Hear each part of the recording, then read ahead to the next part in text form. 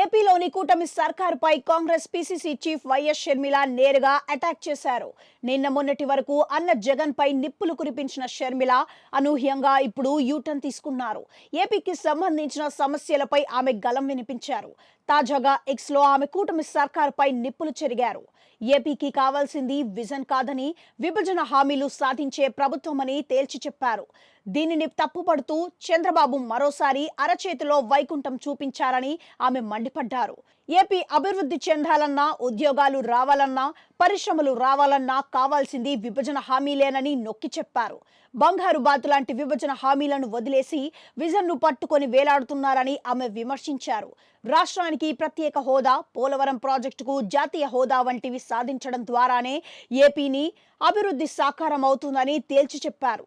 ఇక షర్మిల డిమాండ్లు చూస్తే రాజధాని అమరావతికి ఆర్థిక సాయం, బుందేల్ఖండ్ తరహాలో వెనుకబడిన జిల్లాలకు ప్రత్యేక ఆర్థిక ప్యాకేజీ, ఏపీలో మౌలిక సదుపాయాల కల్పన, పెద్ద ఎత్తున పరిశ్రమలు ఏర్పాటు, కడప స్టీల్, దుగ్గురాజుపట్నం పోర్టుల నిర్మాణం, railway zone, petroleum university, Visakha Chennai industrial corridor, Vijayawada విశాఖలో మెట్రో రైల్, హైదరాబాద్ నుంచి విజయవాడకు ర్యాపిడ్ రైల్, ఇవన్నీ విభజన చట్టంలోని స్కెడ్యూల్ 13లో పొందుపరిచినవేనని, గత యూపీఏ హయాంలో ఇవన్నీ హామీలు రాష్ట్రానికి ఇచ్చారని, వీటిని సాధించడం ద్వారానే ఏపీ అభివృద్ధి చెందుతుందని షర్మిల తెలిపారు.